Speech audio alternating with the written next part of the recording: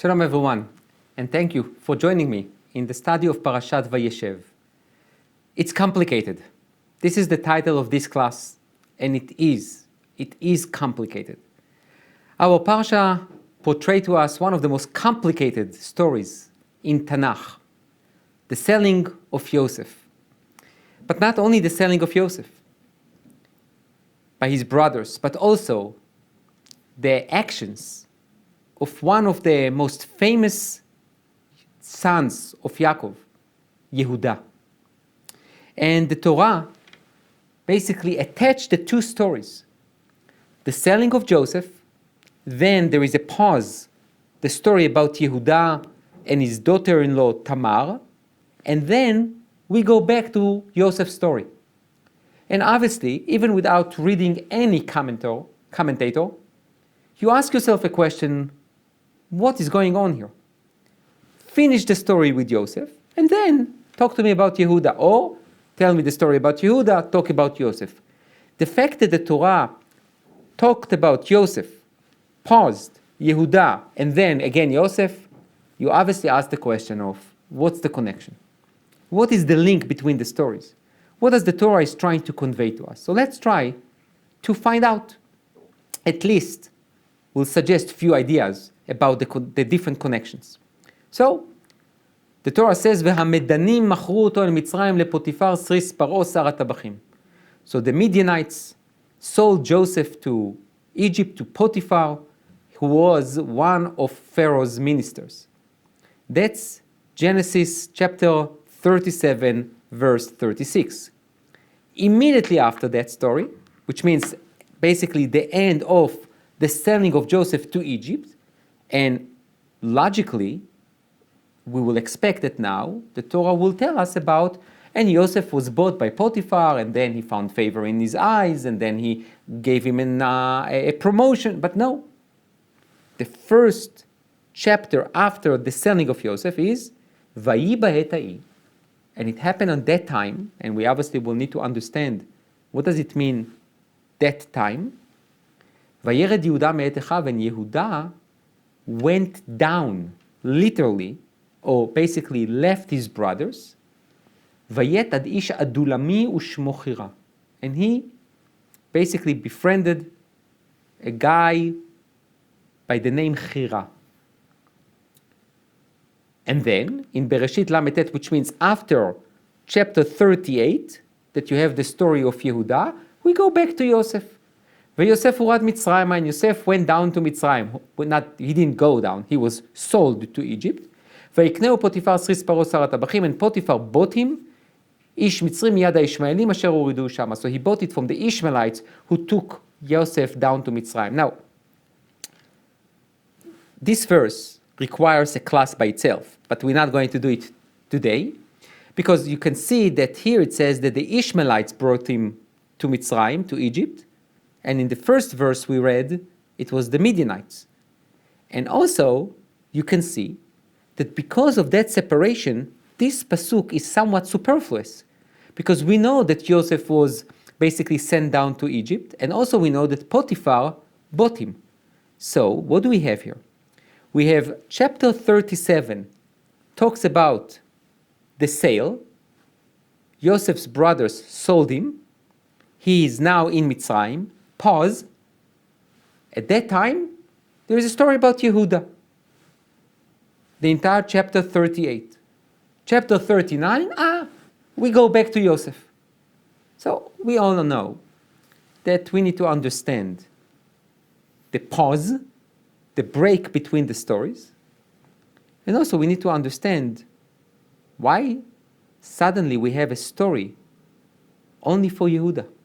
Like a focus, zooming in on Yehuda and none of the other brothers. So the Ibn Ezra looked at the same question that we are asking, and he came up with a suggestion. He came up with an idea, and he says the following. Vayi b'het ha'i, and it happened at that time, so our first inclination will be that time means what? After Joseph was sold, Yehuda went down and basically left his brothers and went to meet this guy Chira, and then the entire story about Yehuda and his daughter-in-law Tamar and Peretz and Zerach and all of that. Ibn Ezra says no. אין זאת העת כאשר נמכר יוסף, רק קודם יימכרו. Chronologically, the story of Yehuda and his daughter-in-law Tamar took place before Yosef was sold. So, if that's true, למה הזכיר הכתוב זאת הפרשה במקום הזה? והיה ראוי להיות אחר והמדנים מכרו אותו פרשת ויוסף הורד מצרימה? So the Ibn Ezra says, I don't understand. If that's true, if the story really took place before Yosef was sold, so why it is stuck right in the middle? It should be before. Tell me about Yehuda, and then you have the story of Yosef. Says the Ibn Ezra, להפריש בין מעשה יוסף בדבר אשת אדוניו למעשה אחיו. You know why this story of Yehuda is in the middle? In order to distinguish Yosef's action with his master's wife and Yehuda's action with his daughter-in-law. Now, let's digress here for a second and let's try to understand what he is trying to say. When you look at Yehuda and Tamar, what's the story with Yehuda and Tamar?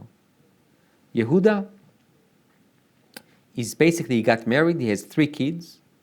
His first child gets married with Tamar, he dies. The second child gets married with Tamar, he dies. Yehuda says, you know what, I am a little concerned about my 3rd child, to marry him off to Tamar. So, you know what, I'm not interested. I'm going to promise her that I'm going to allow her to marry my son, but I'm not intended to do it. So she's waiting and waiting and waiting. And Yehuda does not fulfill his promise. He never intended to. But Tamar is waiting. So Tamar heard that Yehuda is coming to town. She pretended to be a prostitute. Yehuda did not recognize her, whatever that means. And somehow they found themselves together. Tamar took 3 valuable things from Yehuda. I'm telling the story in a very fast way. And Yehuda was told that his daughter-in-law is pregnant.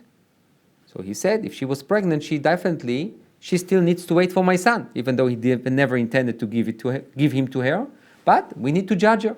So they are judging her, and they decide that they need to what? To kill her, to execute her. On the way to the execution, Tamar sends these 3 valuable things that belongs to Yehuda, and she says, please, look at it. Whoever those 3 valuable things belongs to, he is the father of my children. Oh, Yehuda looked at it, and there was a moment of recognition and internalization of the truth, and Yehuda admitted, I am the father. Obviously, he was very embarrassed in front of all the judges. And then these 2 kids that Tamar was pregnant with, Peretz and Zerach, and one of them was obviously the father of the dynasty of King David. Wonderful. What's the story with Yosef and his master's wife? So we know that his master's wife tried to seduce him day in and day out, tried to be with him, and Yosef refused and refused and refused. Until that day that he came home and he was alone and only she was there. And she basically tried to force him into being with her. And when he saw that there is no way out, he basically left his shirt in her hands and he ran away. And obviously the consequences were terrible. He was sent to prison. People said that he tried to rape her, knowing that it's not true, but he was sent to prison. So when you look at these 2 stories, what's the connection? What's the connection there? So, it seems to be that we need to dig a bit deeper. And what do I mean by that? When you look at the story of Tamar and Yehuda, and Yosef and his master's wife, You might think that both women basically try to use their charm to seduce Yehuda in his case and Yosef in his case, just for pleasures or for other reasons. The Ibn Ezra tells us, look deeper into the story. Tamar did everything she could to do what? To attach herself to Yehuda's family. She knew that she is the right woman to give birth to the children that will establish the kingdom and David's dynasty. Yosef's master's wife didn't have any holy thoughts or ideas about Yosef. She saw him as a very handsome boy and a very handsome young man, and she just wanted to be with him for no any other purposes. Therefore, says the Ibn Ezra, when you read the stories, you read the story of Yosef and you see the story of Yehuda, don't think that it's the same. Tamar is not Yosef's master's wife. Tamar is the mother of kingdom. Yosef's master's wife is a mother of all sins. That's one difference. And the second difference is the behavior of Yosef and Yehuda. Yehuda did not have the same strength like Yosef. Tamar did not seduce Yehuda. Yehuda was walking in town and she was dressed up like a prostitute. He was the one to initiate the conversation. He engaged himself in that act. Yosef ran away from it and paid a personal price for his refusal to be with her.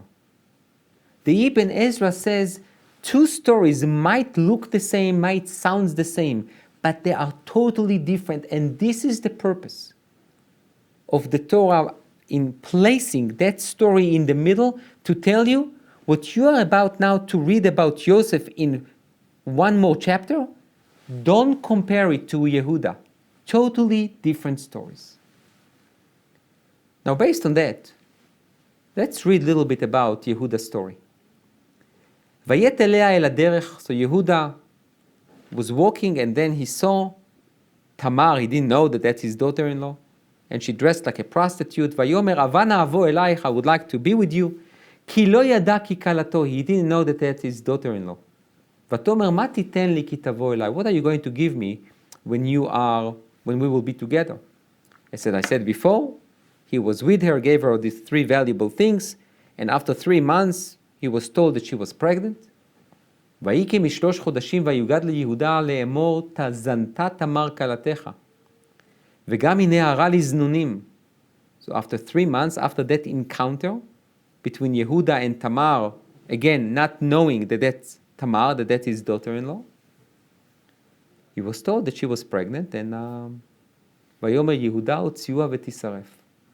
Yehuda says we should execute her.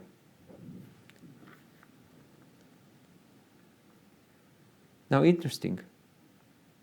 Let's pause here for a second. Yehuda, just being told that his daughter-in-law is pregnant, and he decides what? Execute her. No conversations, no discussions, no interrogations, no investigation, no nothing. It seems to be that Yehuda is in one of his lowest points. He dismisses human life like it's nothing.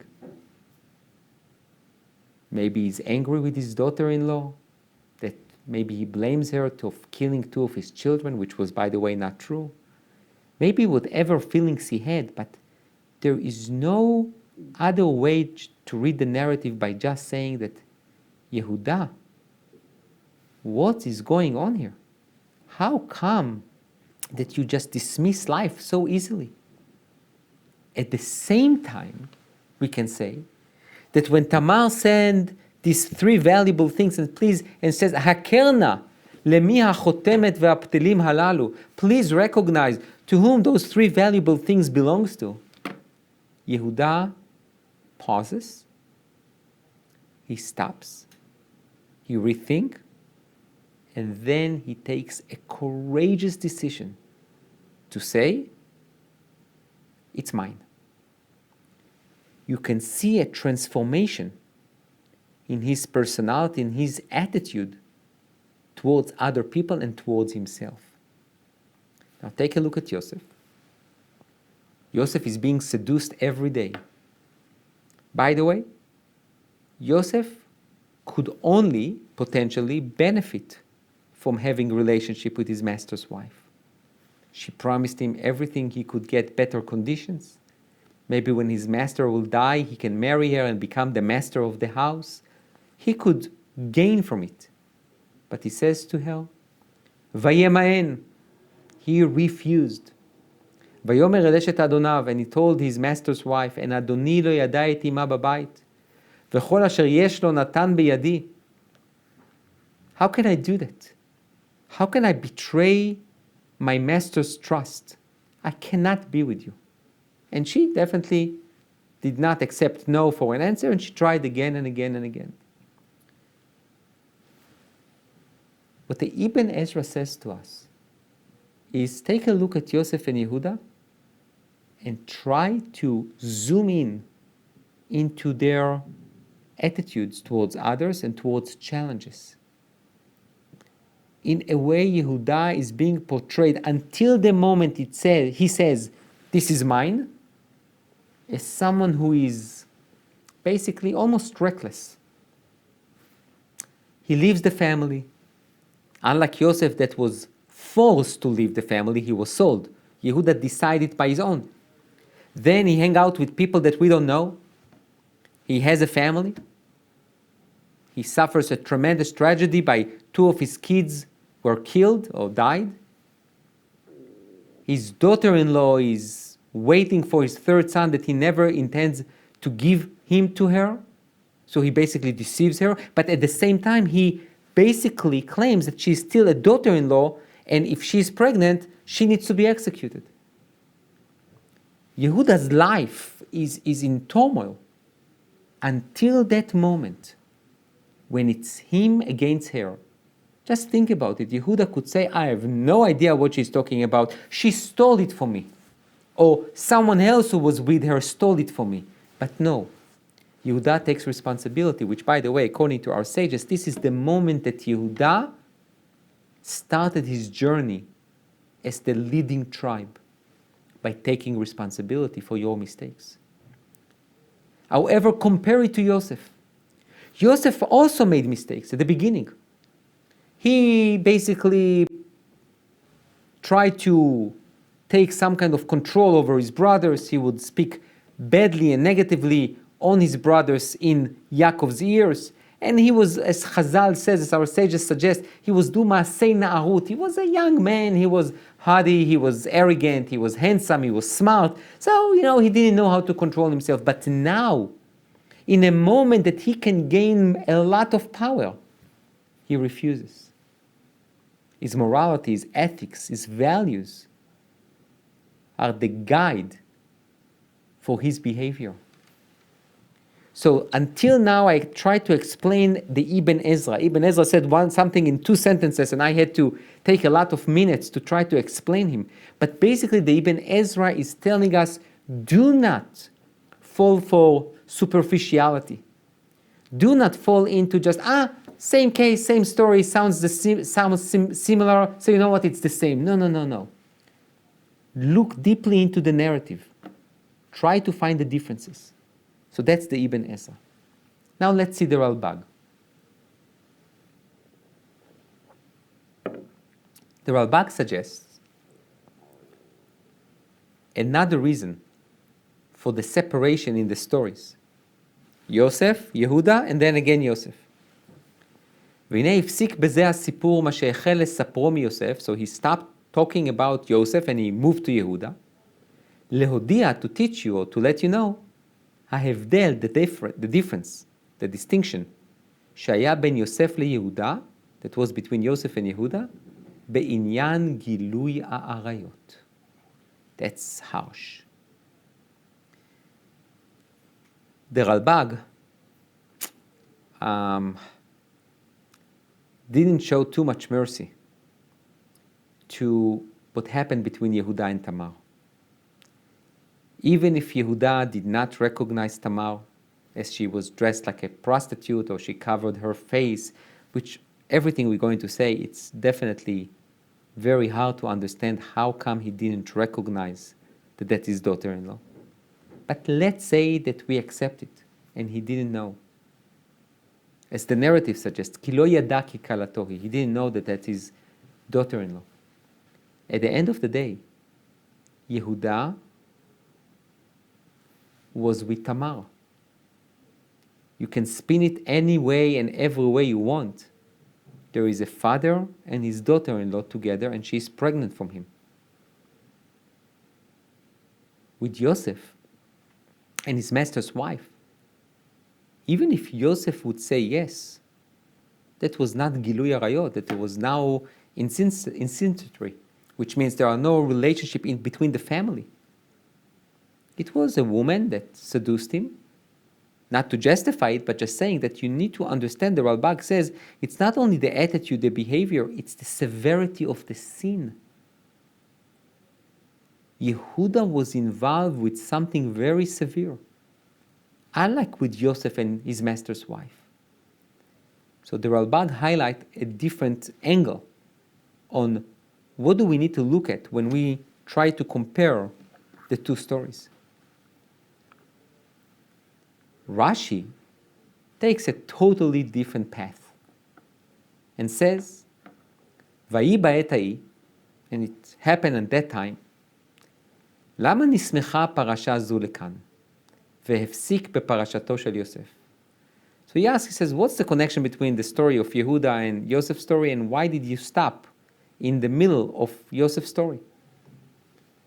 So Rashi suggests this is not about the separation between the stories in terms of what Yehuda had to go through and what Yitzchak had to go through, but rather, ללמד שהורידו אחיו מגדולתו כשראו בצרת אביהם. אמרו, אתה אמרת למוכרו, אילו אמרת להשיבו, היינו שומעים לך. Wow. Rashi says, the brothers came to Yehuda and says to him, after they sold Joseph. So, according to Rashi, the chronological order is exactly the order. That's the sequence of events. Chapter 37, selling Joseph. And the story ends with Joseph was in Egypt. Now, what's happened? The brothers saw Yaakov's reaction. Yaakov was crying. Yaakov was in mourning. Yaakov was in grief. Yaakov did not want to get any comfort. Yaakov was sad. He was crying. And the brothers tells Yehuda, Rega, stop it. You are the one responsible for that. You came up with this brilliant idea. You know what? Let's not kill him and throw him into a pit. Let's not kill the guy. Let's sell him. That's how we're going to get rid of him. That was your idea. And look what happened. Look at the outcome. We almost killing our father, Yaakov. That was not part of the plan. It's your blame. We listened to you because we thought you are the leader. You gave us a terrible suggestion. You know what? You are not the leader anymore. Because if you would tell us not to sell him, we would listen to you. You are the leader of the family. Not Reuven. It's you. Therefore, we are not going to listen to you anymore. And then Rashi says, Vayet me'et echav. So Yehuda understood he is not the leader anymore, so he needs to what? He needs to find a different path. So he leaves the family. So according to Rashi, unlike Ibn Ezra or Ralbag, he does see that there is a chronological order here. These are the sequences of events. Selling Yosef, Yehuda is being rejected from the family, and whatever happened to him happens to him, and now we go back to Yosef. That's according to Rashi. Now we also can see from Rashi that Yehuda, when you look at Yehuda now, based on Rashi's interpretation, we see something very interesting. I'm sure you ask yourself, why Yehuda left the family? Like, why would you do that? Especially in ancient times, the families stick together. According to Rashi, there is an idea. Might be even a reason. Yehuda felt rejected. Yehuda even might feel that he has the same destiny like Ishmael and Esav, that they were rejected by the family. So he had to pave his own path. And then he hang out with people that we will not expect him to hang out with. And then the way he treated Tamar was, he was familyless. He had no family. So his entire behavior was very reckless until he realized he can start over. He can channel his leadership abilities and capabilities, his talent, to something good. But first and foremost, you need to sacrifice. You need to take responsibility. And he did. Yehuda was able, in a way, to go back to his family. And we know that weeks from now, in Parashat Vayigash, Yehuda is the one to take responsibility for Benjamin. He's the one to take responsibility against Yosef when Yosef becomes second in command in Mitzrayim. And then later on, obviously, the tribe of Yehuda is the kingdom, is basically the tribe that produced the kings. So according to Rashi, sequence of events are accurate, and B, there is a reason why Yehuda had to leave his family. The Sforno goes very much in the same path like Rashi, but he adds one more thing. He says, באותו הזמן שנמכר יוסף למצרים בסיבת עצת יהודה שאמר למוכרו, ולא אמר להשיבו ושיקל את אביו. So it was at the same time that Yosef was sold to Egypt based on Yehuda's advice. And basically what Yehuda caused was tremendous pain to Yaakov. חל על יהודה פרימה על עליו, והוליד שני בני מוות ונשאר שקול משניהם. This is a tough one. The Sforno says, the connection between the story of Yosef and the story of Yehuda, it really happened the same way that the Torah described it. Yehuda was the ringleader of selling Yosef, and they listened to him. And basically he caused grief to Yaakov because Yaakov thought that Yosef is dead.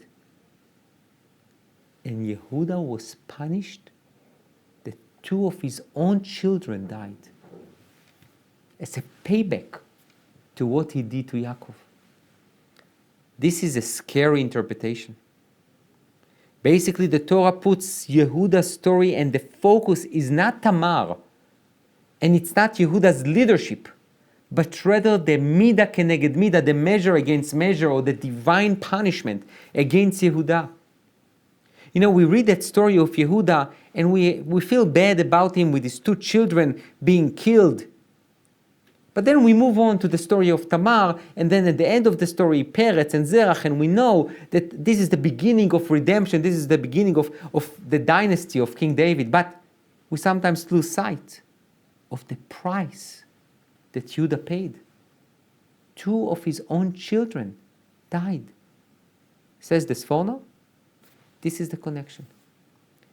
You cause so much grief and mourning and sadness to Yaakov, you will taste your own medicine.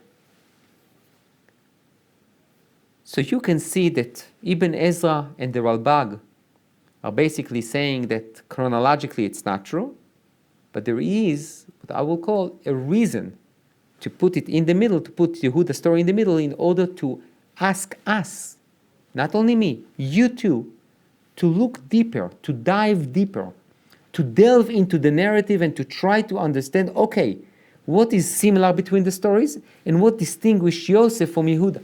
That's Ralbag and Ibn Ezra. Rashi's Sforno says, no, it's not about delving into the stories. It's about the connection between the stories. Try to focus on the link between them and not what separates them. Chronologically, it happened the same way the Torah described it, and now it's on us to find the reason why. So Rashi says, I'll tell you why. based on the advice, the ill advice that Yehuda gave, and they sold Joseph and caused tremendous pain to Yaakov, Yehuda was demoted. And therefore he had to what? To regain the trust and the abilities to lead. Sforno says it's not about his leadership. It's about his pain. It's about his grief.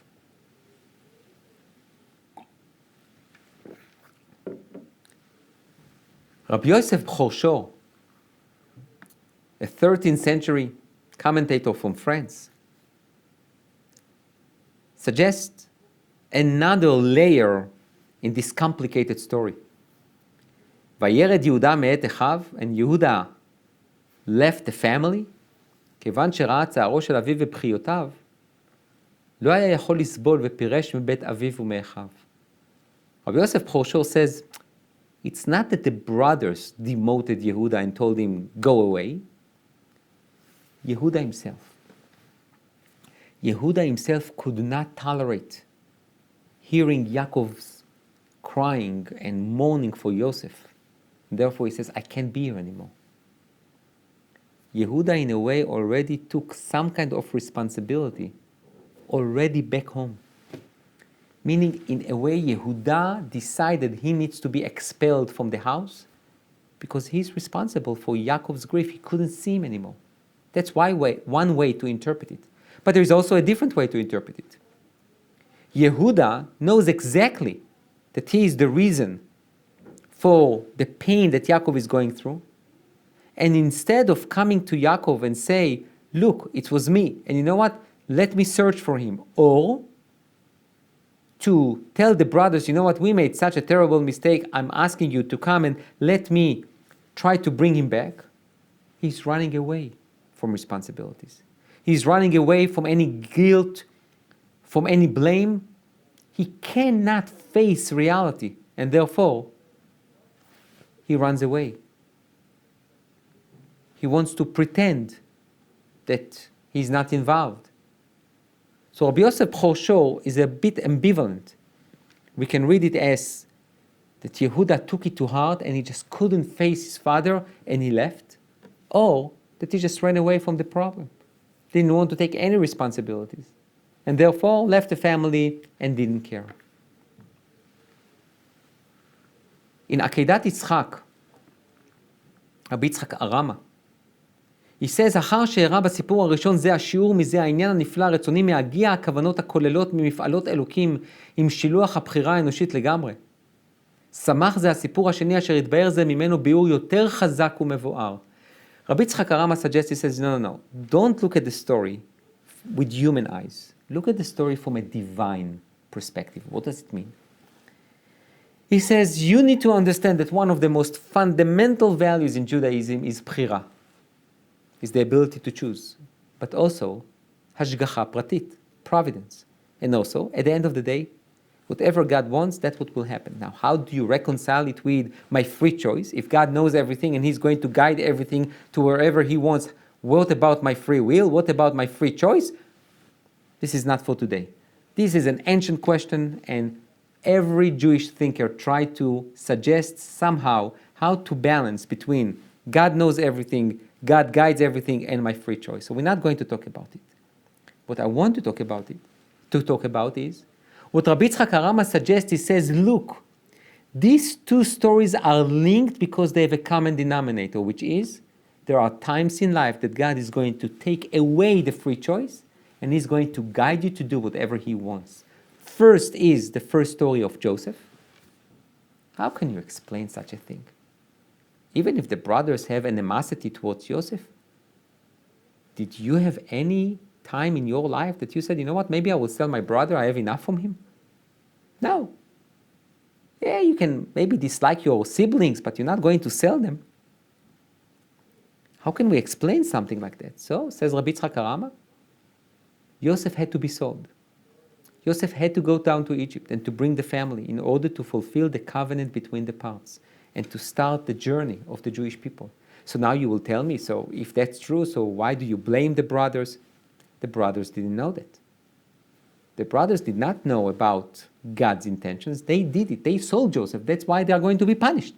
But the sale had to take place. and their free choice was taken away from them. He says the same idea, the same value or precept is what is in this story of Yehuda. זה שאין ספק שהייתה מחשבה כוללת אצלו יתברך להוציא מיהודה ותמר הזרע אשר יצליח לעשות מלוכה בישראל. It says God decided that the kings, the future kings of the Jewish people will come from Yehuda and Tamar. Now you will tell me why. Why dafka from Yehuda and Tamar would God could not find a different woman or a different man to do it? You need to have a father and his daughter-in-law? So it says כי הייתה הגונה לזה היא מצד עצמה, היא מצד היותה ביתו של שם.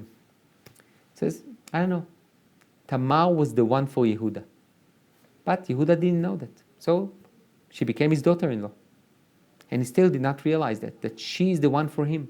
So Hashem in his ways put them together. So the entire story of Joseph is to show that if God wants something, he will take away the free will. And now Rabbi Yitzchak Harama says, the story of Joseph was the cause for Yehuda to leave the family, to have this thing with his children, to be with his daughter-in-law, and to have the beginning of kingdom through Tamar. You tell me that that's not providence, that this is not how God plays in history. That's what Rabbi Yitzchak Harama says. He says the story is there not only to show you that there was a result, meaning because Yehuda gave this ill advice, so he was demoted by his brothers, or he couldn't tolerate Yaakov's cry. No, it was all planned. That's a divine plan. Somehow Yehuda and Tamar needs to get together and to get her pregnant and to have children from her. How would I do that? If everyone stick with his family, Tamar will not come. Answer is, there's going to be a Yosef story. And this Joseph story, their free will be taken away. And then Yehuda will leave the family. And he will have children. And then his children will marry Tamar. And both of them will be killed. And the third one will never be given to Tamar. But Yehuda and Tamar will end up together. That's how Rabbi Yitzchak Harama looks at the stories. Very different from more of a logical, cognitive analysis of the details of the story or the differences between the story. Rabbi Yitzchak Harama says it's one story. It's all one story. The exile in Mitzrayim, the covenant between the parts, and the Jewish kingdom. All one story. And the hand that guides us through that story is the hand of God. The Malbim suggests another idea. And he says, ויהי בעת ההיא, and it happened on that time, באשר מעשה של מכירת יוסף היה התחלה לגלות הכללי, ושיעבוד מלכויות, because the story of Yosef being sold, that's the beginning of our exile. שכל הגלויות והשעבודים הם שלשלת אחת קשורים זה בזה כנודע, because all the exiles are basically linked to each other.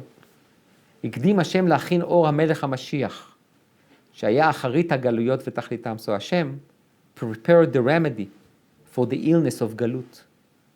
What is the remedy for the illness of גלות? שורש ישי, אשר יעמוד לנסמים אשר יצא מיהודה. The Mashiach. The Mashiach that will come from the tribe of Yehuda. ומשיח בן יוסף ירד למצרים למשול שם, ומשיח בן דוד היה כעצמים בבטן המלאה. בטרם תחיל ילד הקודם שלו נולד משעבד הראשון, נולד גואל האחרון. The Malbim goes in the same path of Rabbi Yitzchak Harama. And he says, look, God had a covenant with Abraham, Brit Bein HaBetarim, the covenant between the parts, which means Abraham's descendants are going to be in Egypt. They're going to be enslaved, they're going to be tortured, but God is going to save them. He's going to give them the Torah, He's going to give them the land of Israel. They will be expelled and they will be in Galut, but at the end of times, we will have Mashiach and we will have redemption. So at the moment of the beginning of the Galut, the beginning of exile, the moment that Joseph reaches Egypt, this is the moment that our Redeemer is being born. Now, he's going to show up on the history stage many, many years later. We are still waiting. But it happened the same day of the beginning of exile. So what's the connection between the stories? You can choose whatever interpretation you liked. You can look at the differences between the stories and to highlight Yosef's piety, and on the other hand, Yehuda assuming and taking upon himself the responsibilities again. You can look at that as the reaction of the brothers to Yehuda's ill advice, or Yehuda's reaction to his own internalization of what he did, or you can look at that as a divine story, which is all one story. It's basically the beginning of the journey to return home to Eretz Israel and to a full redemption. So it's complicated. It's very complicated. But at the end of this complication, we have עד שלא נולד משעבד הראשון, נולד גואל האחרון. God already prepared the remedy, and we are looking forward to receive it. Thank you.